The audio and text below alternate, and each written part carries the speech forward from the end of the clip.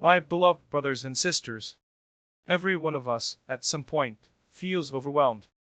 We sit at night with our thoughts, we worry about the future, we regret the past, and we wonder if things will ever get better. This is part of being human. But let me remind you of something very powerful. You are never alone in your struggles. Allah knows, Allah hears, and Allah cares. When you feel that anxiety in your chest, remember, nothing in this world happens except by the will of Allah. That problem you are worried about, it is already written. That solution you are waiting for, it is already known to Allah. So why exhaust yourself worrying about something that is in the hands of the Almighty? What you can do is simple, turn to Allah. Cry to Him in your doubt. Sometimes, you may not even have the words, but your tears, your silence, your broken heart, that is also a form of doubt. And Allah loves it when you call upon Him, when you admit your weakness before His greatness. At the same time, focus on what you can control. Take the steps that are in your capacity. Study if you have exams. Work if you need income. Seek help if you feel low. But once you've done what is in your hand, release the rest. Unchain yourself with the what ifs. Leave them to Allah. Fill your heart with Qur'an and Dhikr. Even if it's just reciting a few verses daily or repeating Subhanallah, Alhamdulillah, Allahu Akbar. Allah Himself tells us, verily, in the remembrance of Allah do hearts find rest. Try it. You'll feel the calmness flowing in your soul. Remember also, life is a mix of patience and gratitude.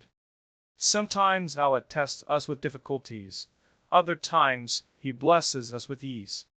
Both are a test. Be patient when things are tough. Be grateful when things are good. That balance will protect your heart from breaking under pressure. And never forget, this world is temporary. The worries you carry today will not follow you into eternity. One day, you will stand in Jannah, no stress, no anxiety, no sadness. Just peace. Does that give you hope? So, tie your camel, do your best. But then hand it over to Allah. Trust His timing, trust His plan. He knows what you don't. He sees what you cannot. And He will never let you down. My brothers and sisters, let go of the heavy baggage of worry. Place it at the doorstep of Allah's mercy. And walk lightly, with trust in your heart. Because the One who created you will never abandon you. Every single one of us, regardless of who we are, where we live, or how much we own, will experience struggles in life. This is part of the human journey. No one is spared from worry and anxiety. Some people think that if they were richer, healthier, or more successful, they would be free of stress. Yet if you look closely at those who have wealth, you will see that they too worry. Their concerns may be different, but the feeling is the same. The poor man worries about how to feed his family, while the rich man worries about how to protect his wealth. The student worries about passing exams, while the teacher worries about how to guide the students. A parent worries about the future of their children, while a child worries about pleasing their parents. Each stage of life carries its own set of anxieties. Recognizing this reality is the first step to overcoming it. The problem arises when we think we are the only ones struggling. We look around and imagine that everyone else is living a life of happiness and ease, while we alone are drowning in problems. This is not true. Every household hides its pain. Every heart carries its secrets. Just because you do not see someone crying does not mean they do not feel sadness. Just because they smile in public does not mean their private life is free of difficulties. Accepting that struggle is universal brings relief, because it reminds you that you are not alone, you are not weak, and you are not being singled out by fate.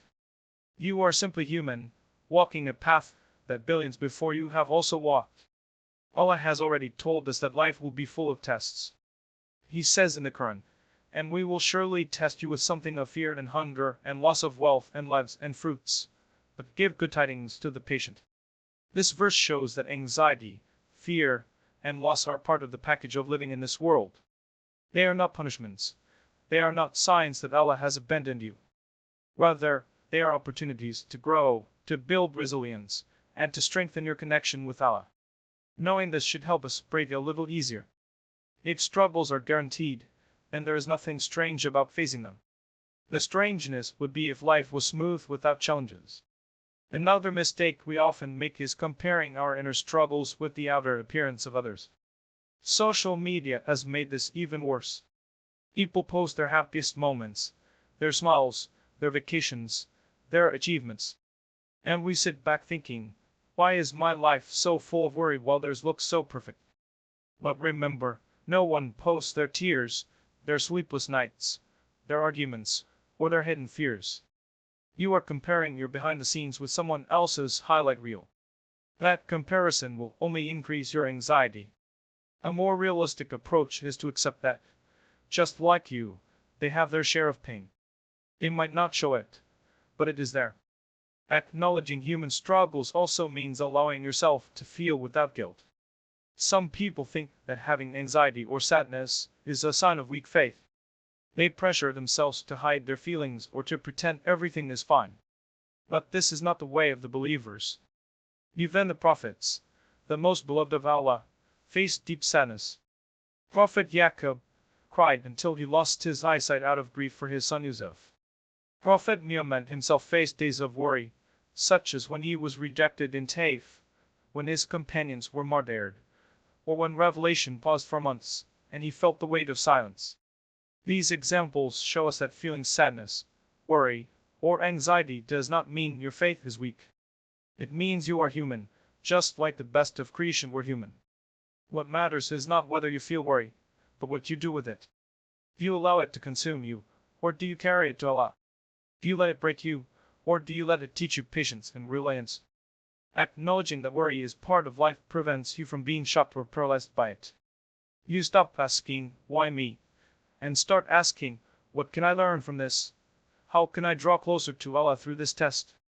That shift in perspective transforms anxiety from a curse into a stepping stone toward growth. We also need to be kinder to ourselves when we face hardship. Some of us expect perfection. We think we should always be strong, always be positive, always have everything under control. But no human being is built like that. We will have moments of weakness, and that is okay. Admitting that you feel worried is not a failure, it is honesty. Once you admit it, you can begin to manage it in healthy ways. Denying it only buries the problem deeper.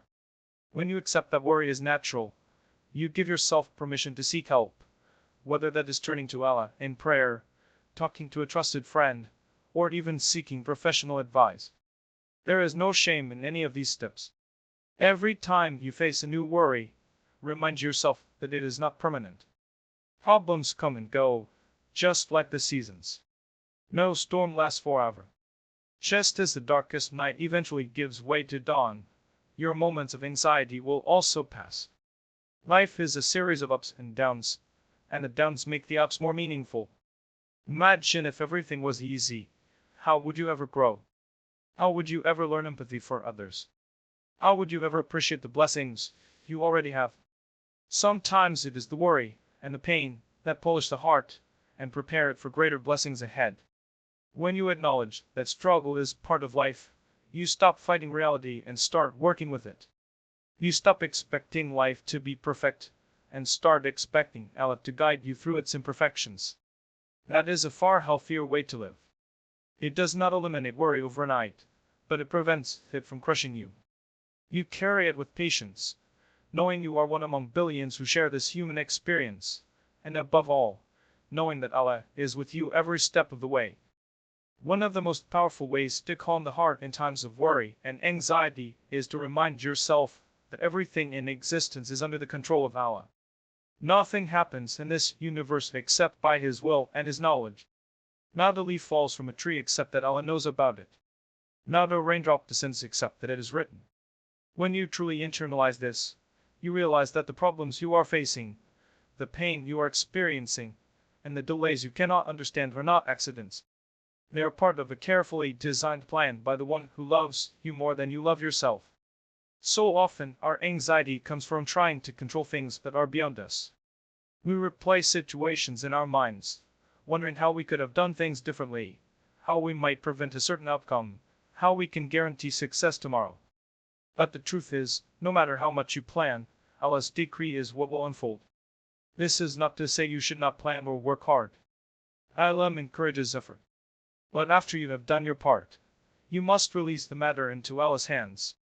Otherwise, you will drive yourself into exhaustion trying to control what was never yours to control in the first place. Think about how life is filled with moments you never expected. Some of them are painful, like losing a job, falling ill, or facing rejection. Others are joyful, like meeting someone who changes your life, receiving unexpected help, or being saved from a danger you did not even see. None of these things were in your plan, but all of them were in Allah's plan. And when you look back, you realize that some of the events you thought were terrible actually led to blessings you would never have reached otherwise. That rejection opened the door to something better. That delay saved you from harm. That heartbreak purified your heart and turned you back to Allah. This is what it means when we say Allah is in control. Even when you feel things are falling apart, they are in fact falling into place according to His wisdom. There is a famous verse in the Quran where Allah says, "It may be that you dislike something, yet it is good for you. And it may be that you love something, yet it is bad for you. And Allah knows, while you do not know." How often do we cling to what we want, believing it will bring us happiness, only to later discover it was not meant for us? And how often do we despair when something is taken away, only to later realize it was a mercy in disguise? This verse teaches us humility. We cannot see the whole picture. We cannot see tomorrow, let alone years from now. But Allah sees everything, from beginning to end. So when He withholds, it is with knowledge. When He gives, it is with wisdom. Remember also that Allah's control is not cold or distant. He is not an unfeeling ruler. He is Al-Rahman, the most merciful, Al-Latif, the most subtle, Al-Hakim, the most wise. His control over your life is filled with love, care, and mercy. Sometimes you may think, why is this happening to me? But if you could see what He sees, you would realize it is happening for you, not to you. A difficulty may be protecting you from a worse calamity. That delay may be building your patience. That unanswered prayer may be opening the way for a greater gift, either in this world or in the hereafter. When you know that Allah is in control, your heart can rest. Imagine carrying a heavy load on your shoulders, stumbling under its weight. Then someone stronger than you says, "Give it to me, you'll carry it." Would you still cling to it? You would gladly hand it over. That is what trusting Allah means. Hand over your burdens. Admit your weakness. Let Him take care of what you cannot. He has promised in the Quran, and whoever relies upon Allah, then He is sufficient for him. This is not a vague reassurance. It is a guarantee from the Creator of the heavens and the earth. If you truly rely on Him, He will be enough for you, in ways you cannot even imagine. Think also of how much control you really have in life. Did you choose the day you were born? Did you choose your parents, your nationality, or your physical appearance? Did you choose when you would fall ill, or when someone you love would pass away? These things are reminders that you are not the one running the show. You are a servant, and Allah is the master. The more you accept this reality, the less you will fight against life. You will stop asking, "Why me?" and start saying, "Ya Allah, guide me through this." You will stop demanding that everything fit your plan and instead align yourself with Allah's plan. This does not mean you will never feel sadness or fear. Even with faith, the heart feels. But it does mean that beneath the waves of anxiety, there is an anchor of trust. You might cry, but you know your tears are seen. You might worry, but you know your worries are heard. You might not understand today, but you trust that one day, in this world or the next, Allah will show you why things unfolded the way they did. That trust softens the heart and brings a calmness that nothing else can. So the next time you are overwhelmed, pause and remind yourself, this is not outside of Allah's control. My life is not random. My pain is not meaningless. My tomorrow is already written by the one who loves me and knows what is best for me. That reminder itself is a form of healing. It shifts your focus from the chaos of this world to the certainty of Allah's decree. And once you make that shift, you begin to let go of the illusion of control and embrace the peace of surrender. One of the greatest gifts Allah has given us in dealing with worry and anxiety is the ability to call out to Him at any time, in any place, and in any condition. This is the power of Du'a. It is not just a ritual or a formality. It is a direct, personal conversation between you and the Lord of the worlds. Imagine the honor of being able to speak to the Creator of the heavens and the earth, knowing that He hears every word you utter, every whisper in your heart, and even the thoughts you are too shy to express. Du'a is a lifeline that connects your fragile heart to the infinite mercy and power of Allah. Many times, when we are anxious, we feel like no one understands us. We may struggle to explain our feelings even to our closest friends and family. Sometimes the pain is so deep that we cannot put it into words. But with Allah, there is no need for perfect speech. You can speak in your own language, in broken sentences, even in silence. Allah understands the language of your tears, the tremor in your voice, the heaviness in your chest. He knows what you are going through better than you know yourself, and He loves it when you turn to Him sincerely. The Prophet Muhammad told us that Du'a is the essence of worship. Right?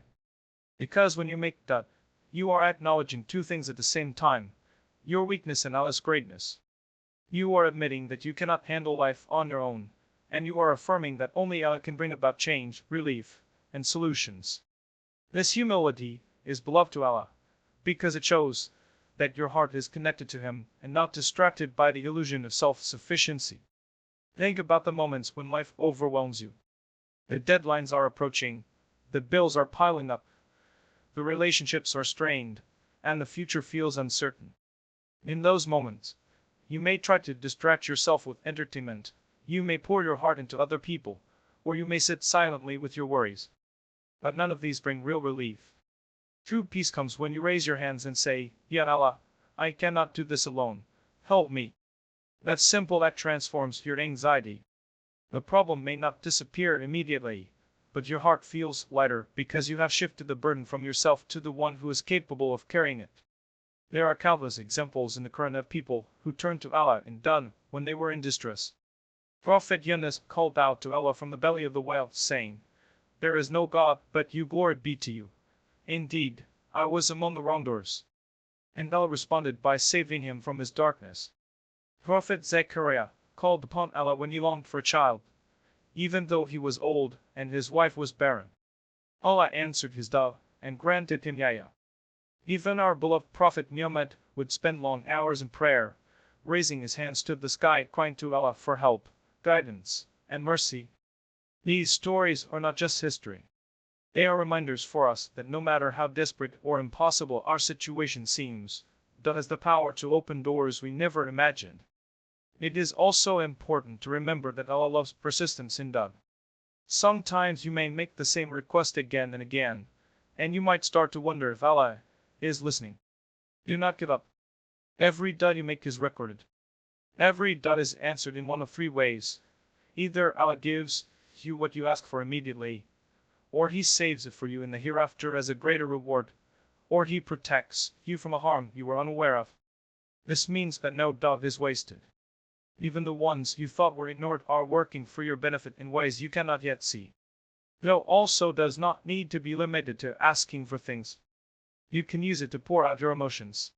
Tell Allah about your fears, your doubts, your hopes, your gratitude. Speak to Him as you would speak to the one who understands you completely. There is no shame in being vulnerable before Allah, because He already knows your weaknesses. In fact, He loves it when His servants turn to Him in desperation, because it shows their hearts are alive with faith. One of the most beautiful aspects of Du'a is that it can be made anywhere and at any time. You do not need a specific place or occasion. You can whisper a prayer while driving, while lying in bed, while walking to work, or while standing in line. Allah's doors are always open, and He never grows tired of hearing from you. Imagine if you kept asking a human being for help again and again, eventually, they would become annoyed or ignore you. But with Allah, the more you ask, the more He loves you. The more you persist, the closer He brings you to Him. When worry and anxiety strike, one of the simplest yet most powerful remedies is to take a moment, breathe, and call out to Allah. Even if all you say is, Ya Allah, grant me peace, that is enough. If you cannot find the words, recite the as taught in the Qur'an and Sunnah. If you cannot recite, then cry silently. Allah does not measure the eloquence of your speech. He measures the sincerity of your heart.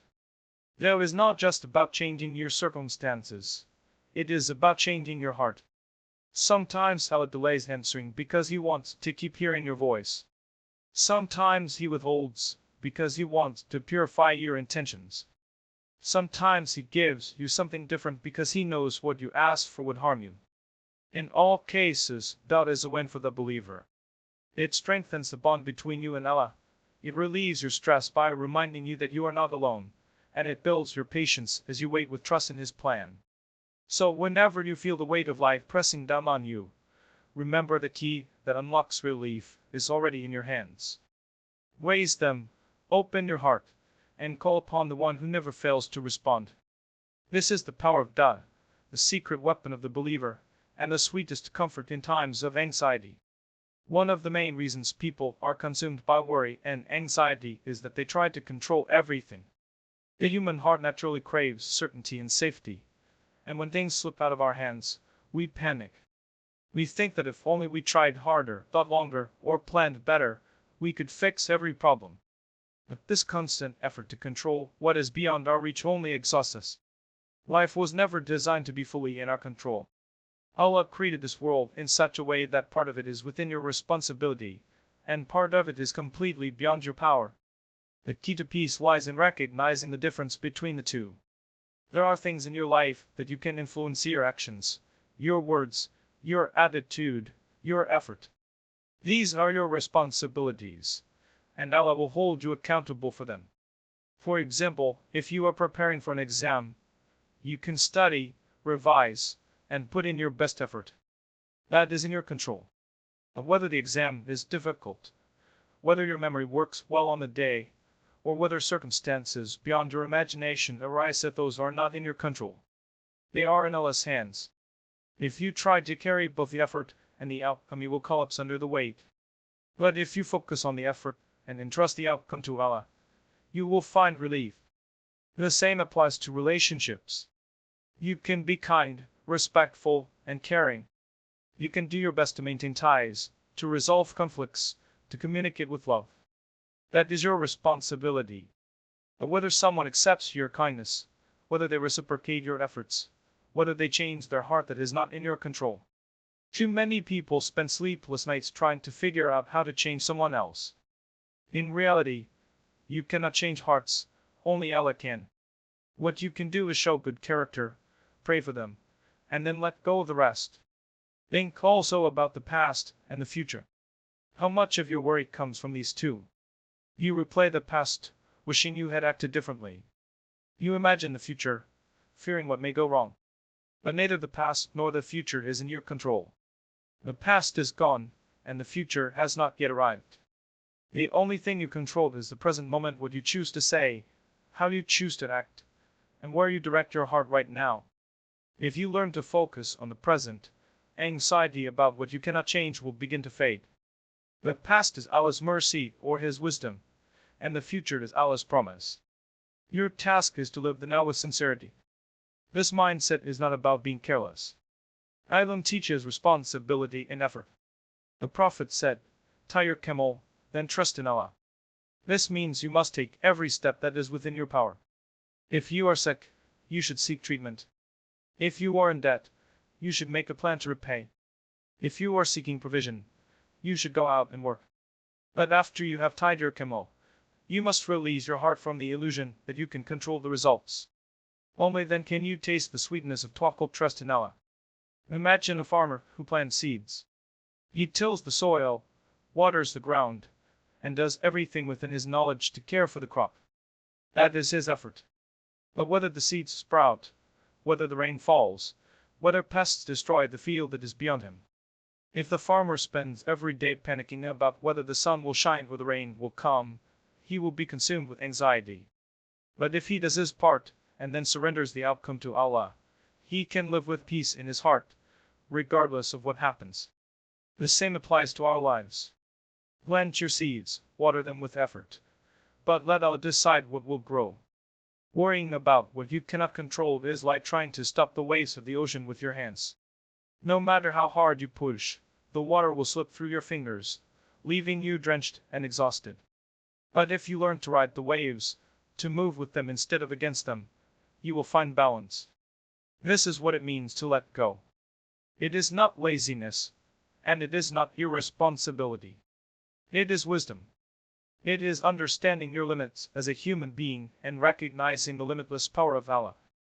The irony is that when you focus on what is in your control, you actually become more effective.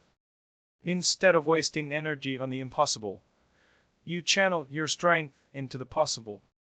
Instead of sitting paralyzed by what ifs, you take small steps that matter. Over time, these steps build progress, while the things you once feared often resolve themselves without your intervention. This is because Allah supports those who act within their capacity and leave the rest to Him. Sometimes you will hear people say, "Just don't worry." But it is not that simple. Worry is a natural emotion, and you cannot just switch it off.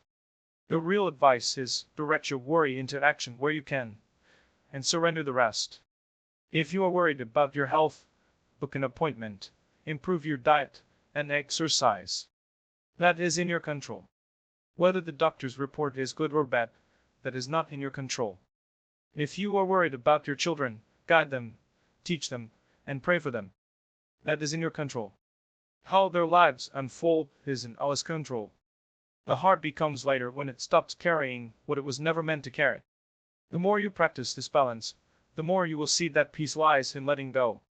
Anxiety thrives on the illusion of control, but peace thrives on trust in Allah.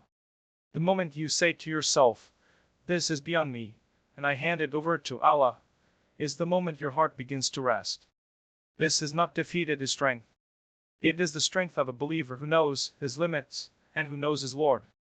The human heart is restless by nature.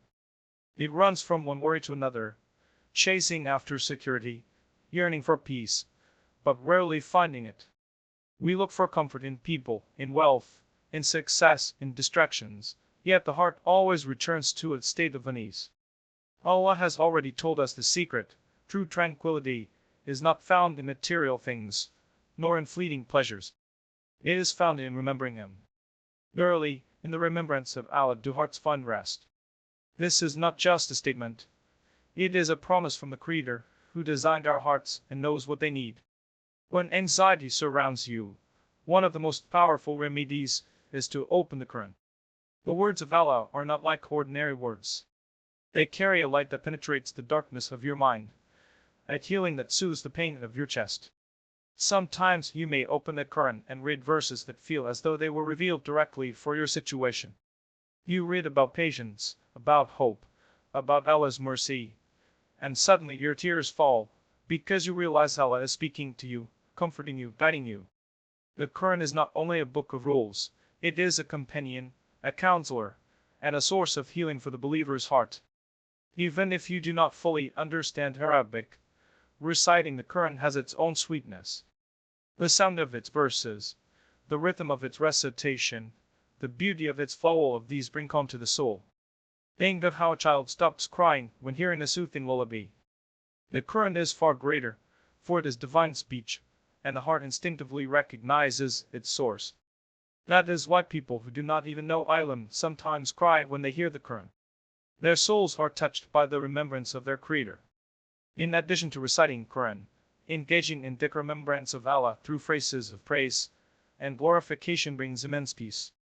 When you say Subhanallah, glory be to Allah, Alhamdulillah, all praise is due to Allah, Allahu Akbar, Allah is the greatest, and La ilaha illa Allah, there is no God but Allah, you are not just uttering words. You are aligning your heart with reality. You are reminding yourself of who Allah is and who you are. You are humbling yourself before His greatness and filling your heart with gratitude for His blessings. This shift in perspective pulls you away from anxiety, because it directs your focus to the one who controls everything. The Prophet Muhammad said that remembering Allah is like a tree in paradise planted for you with every phrase you say. But the effect is not only in the hereafter, it is also immediate. When your lips move in dhikr, your heart feels lighter. Your mind stops racing for a moment. Your soul feels connected to its source. Even if the world around you is chaotic, inside you feel a calmness that cannot be explained. This is why scholars often advise those who feel depressed or anxious to increase their dhikr. It is not an empty ritual, it is medicine for the heart. Think about how much time we spend talking about our problems to people who may not even be able to help us. Yet if we spent the same amount of time talking to Allah through Dhikr and Quran, how much more relief we would find. People may listen for a while, but eventually they become tired. Allah never tires of hearing your voice. People may not fully understand your pain, but Allah knows it better than you do. People may forget what you told them, but Allah records every whisper and every tear. So why not shift more of your energy to His remembrance? Remembrance of Allah also changes the way you see your problems. When you are constantly thinking of your worries, they feel enormous and overwhelming. But when you are constantly remembering Allah, your problems shrink in comparison to His greatness. If Allah is truly Al-Kabir, the most great, then your challenges, no matter how big they seem to you, are small before Him. This realization eases the pressure on your chest. It reminds you that nothing is too difficult for Allah, and if He wills, He can resolve your matter in the blink of an eye. There are moments in life when words fail you, when your mind feels clouded and your heart feels heavy. In those times, simply repeating La hawla wala quwwata illa billah, there is no power nor might except with Allah, can bring incredible relief. The short phrase acknowledges your weakness and affirms Allah's strength. It reminds you that you are not expected to carry life on your shoulders alone. You have a Lord who is willing to carry it for you if you turn to Him. Every repetition lifts a little bit of the weight, until you feel able to breathe again. The Qur'an and Dhikr do not remove problems from life, but they remove the despair and hopelessness that problems often bring. They give you the strength to endure, and the clarity to see beyond your current situation. They open your eyes to the bigger picture, that life is temporary, that every hardship has an end, and that what awaits the believer in the hereafter far outweighs any pain of this world. When these truths settle in your heart, anxiety loses its grip. This is why Allah says in the Quran, "Indeed, it is we who have sent down the reminder, and indeed, we will preserve it." Not only has Allah preserved the Quran from alteration, but He has preserved it as a source of healing until the end of time. No matter how much the world changes, the human heart will always find rest in its words. And no matter how many new distractions appear, Dhikr will always remain the simplest and most direct way to reconnect with Allah. So, when your heart feels restless, when your chest feels tight, when sleep escapes you because of anxiety, remember the cure has been given. Open the Quran, let its verses flow over your heart. Move your lips with Dhikr, let your tongue praise Allah, and let your heart find the peace it was created for. For truly, it is only in the remembrance of Allah that hearts can rest. Life is a mixture of ups and downs, moments of joy and moments of sorrow, times of ease and times of hardship. Allah has not designed this world to be perfect or free of challenges. Instead, He has made it a place of tests, where the believer is tried in different ways to bring out the best in their faith. Sometimes the test comes in the form of blessings, and sometimes it comes in the form of difficulties. To navigate both, two qualities are essential: patience in times of hardship and gratitude in times of ease. When a person learns to balance these two, they discover a powerful way of handling the anxieties and worries of life. Patience, or sabr, is not passive waiting. It is not simply sitting back and doing nothing. Rather, it is the ability to remain firm, to continue doing what is right, and to resist despair when faced with difficulties. When hardship strikes, the natural reaction is to feel pain, sadness, or even panic. Islam does not deny these feelings. The Prophet Muhammad himself wept when his loved ones passed away. The key is not to let those feelings push you into hopelessness or rebellion against Allah. Patience means you acknowledge the pain, but you also acknowledge Allah's wisdom. You allow your heart to settle with the belief that there is goodness hidden in the difficulty, even if you cannot see it at the moment. Gratitude, or shukr, on the other hand, is the act of recognizing blessings and giving thanks to Allah for them. Gratitude is not only about saying Alhamdulillah with your tongue, it is about living in a way that reflects appreciation. It means using your health to serve Allah, using your wealth to help others, using your free time wisely, and acknowledging that every blessing you enjoy is from Him. When a person fills their heart with gratitude, they train themselves to focus on what they have rather than what they lack. This shift in perspective is one of the most effective ways to reduce anxiety, because much of our worry stems from constantly comparing ourselves to others and feeling dissatisfied. Gratitude brings contentment, and contentment brings peace. The Prophet summarized this balance beautifully when he said, "Amazing is the affair of the believer, for there is good for him in every matter. If something good happens, he is grateful, and that is good for him. If something harmful happens, he is patient, and that is good for him." This means that no matter what situation a believer finds themselves in, there is always a path to goodness. If you are blessed, show gratitude, and your blessing becomes a means of reward. If you are tested, show patience, and your difficulty becomes a means of elevation. This way of thinking transforms the way you see life. You no longer feel crushed by hardship, nor do you feel entitled during ease. You learn to walk steadily, with your heart connected to Allah in all circumstances. Patience and gratitude also work together. Sometimes you need patience to be grateful, and sometimes you need gratitude to be patient. For example, when life is going well, it is easy to become heedless. People often forget Allah when they are comfortable, enjoying blessings as if they are guaranteed. In those moments, it takes patience to remain humble and grateful, to resist arrogance, and to remember that blessings can be taken away at any time. On the other hand, when life is tough, gratitude can help you find light even in the darkness. You may be struggling with one problem, but when you pause and count your blessings, you realize that there are still countless things to be thankful for: your health, your family, your faith, even the simple ability to breathe. This gratitude softens the hardship and gives you strength to continue with patience. One of the most remarkable things about patience and gratitude is that they protect the heart from extremes. A person who has no patience becomes consumed with anxiety during trials, questioning Allah's wisdom, and losing hope. A person who has no gratitude becomes greedy and restless during times of ease, never satisfied, always chasing more, and constantly anxious about losing what they have. But a person who combines patience and gratitude finds balance. They are not destroyed by hardship, nor are they spoiled by ease. They carry themselves with dignity, knowing that life is temporary, and that what matters is their response to what Allah decrees. This balance also changes the way you pray.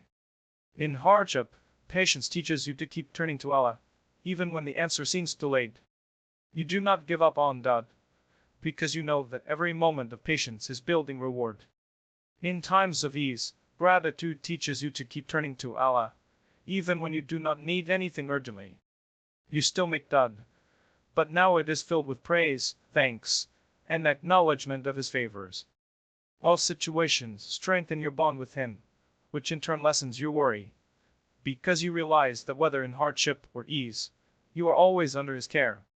The Quran often links patience and gratitude together.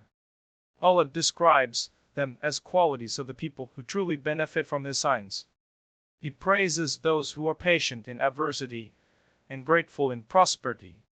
He promises that He is with the patient, and that He will increase the blessings of those who are grateful. These promises are not just for the hereafter. They bring immediate effects in this life as well. The patient heart feels calmer, because it trusts in Allah's timing. The grateful heart feels lighter, because it focuses on blessings rather than losses. Together, they create a shield against the waves of anxiety that so often overwhelm people. Every day of your life presents an opportunity to practice patience or gratitude, and sometimes both. When you wake up in the morning healthy, say Alhamdulillah for the blessing of another day. When you face a setback in the afternoon, remind yourself to be patient, trusting that Allah knows what you do not. When you share a meal with your family, show gratitude for the provision. When you deal with someone's harshness, show patience with their behavior. These small acts build a habit, and over time, your heart learns to remain steady regardless of what life brings. That steadiness is the opposite of anxiety. It is tranquility born from faith. One of the greatest sources of anxiety is the feeling that our problems will last forever, that the weight we are carrying will never be lifted, and that the darkness around us has no end. When hardship surrounds you, time feels heavy. Each day seems like a mountain to climb, and the thought of relief feels distant. But the believer is reminded again and again in the Qur'an and Sunnah that this world is temporary. Nothing here is permanent, not the pain, not the joy, not even life itself. When you shift your perspective and see this world as a passing stage, your burdens begin to feel lighter, because you know that whatever you are enduring is not forever. Think about how quickly life passes. Yesterday you were a child, today you are an adult, and tomorrow you will be a memory. Days turn into weeks, weeks into months, and months into years in the blink of an eye. Every hardship you once thought was unbearable is now behind you. Every worry that consumed you years ago has either disappeared, been resolved, or become irrelevant. This is the nature of the world. It moves on, and nothing stays the same. Just as the seasons change, so too do the seasons of your life. Winter does not last forever, nor does summer. Hardship does not last forever, nor disease. When Allah reminds us that this world is temporary, it is not to belittle our pain, but to give us hope. He tells us, indeed, with hardship comes ease. This means that no hardship is eternal. Every trial carries with it the seed of relief. Just as night is always followed by day, your difficulties will eventually give way to ease. Sometimes that ease comes in this world through solutions, healing, or new opportunities. Other times it comes in the hereafter, where the believer is rewarded for every tear, every sleepless night, and every anxious moment endured with faith. Either way, the hardship will end, and the reward will remain. When you remind yourself that Jannah is the real destination, your view of life changes. You stop expecting perfection from this world. You stop demanding that life be free of pain, because you understand it was never designed that way. This dunya is a place of tests, not a place of ultimate rest. If you expect comfort here, you will be constantly disappointed. But if you expect tests here and comfort in the hereafter, you will live with greater patience and less anxiety. You will see every hardship as a stepping stone toward eternal peace. Imagine for a moment the first step into Jannah. Imagine hearing the words, "Enter in peace. This is the day of eternity." Imagine walking into gardens where there is no stress, no sickness, no death, no sadness, and no anxiety. The worries that once kept you awake at night will not even be a memory. The heartbreak that once shattered you will be replaced with eternal joy. The fear that once paralyzed you will be replaced with absolute safety. Every sacrifice, every tear, every anxious moment you endured for the sake of Allah will be rewarded beyond measure. When this vision of Jannah lives in your heart, you can bear the difficulties of dunya with greater strength. It is also important to remember that many of the things that cause us stress in this world are tied to its temporary nature. We worry about money because wealth comes and goes. We worry about people's opinions because relationships change. We worry about health because bodies weaken. But if all of these things are temporary, is it wise to sacrifice our inner peace for them? The more we attach ourselves to what is fleeting, the more anxious we become. But when we attach ourselves to what is eternal, the pleasure of Allah, the promise of Jannah, we find stability. Even if we lose something here, we know it will be replaced with something better there. The companions of the Prophet understood this perspective deeply. Many of them faced immense hardships, poverty, persecution, exile, and loss of loved ones. Yet they bore it with patience because they knew it was temporary. They saw dunya as a journey and Jannah as the destination. One companion famously said, "If this world was worth even the wing of a mosquito in the sight of Allah, He would not give a disbeliever a sip of water from it." This means that the dunya, with all its ups and downs, is not the measure of success. Real success is crossing the bridge into Jannah. When you carry this perspective, worldly problems lose their power to crush you. Even the longest life in this world is short compared to eternity. A person may live 70, 80, or even 100 years, but what is that compared to forever? The Prophet said that on the day of judgment, a person who lived the most luxurious life in this world, but disobeyed Allah, will be dipped once into hellfire, and he will forget every joy he ever experienced. And a person who lived the most difficult life in this world, but believed and remained patient, will be dipped once into Jannah, and he will forget every hardship he ever endured. This hadith reminds us that our experiences in dunya are fleeting shadows. What truly matters is the eternal outcome. So, when anxiety overwhelms you, pause and tell yourself, this is temporary. The sleepless nights, the painful memories, the uncertain future of it will pass. Even if it feels endless, it is in fact short compared to what awaits. Fix your eyes on the real destination. Let the hope of Jannah soothe your heart. Let the promise of eternal peace remind you that you are not suffering in vain.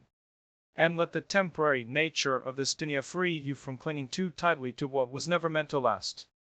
The most powerful tool a believer has against worry and anxiety is turning directly to Allah through Duʿā. Duʿā is not just a ritual or a set of memorized words. It is a direct conversation with the Creator of the heavens and the earth. It is pouring your heart out to the one who already knows what you are going through, who hears your whispers in the darkness of the night, who sees the tears that never fall, and who understands the pain that you cannot even put into words. When you sincerely raise your hands and speak to Allah, you are doing more than making a request, you are unburdening your heart. Anxiety often comes from the feeling of being alone in your struggles, of carrying weights too heavy for your shoulders. You may talk to people about your worries, but they cannot fully understand, or they may even judge or dismiss your feelings.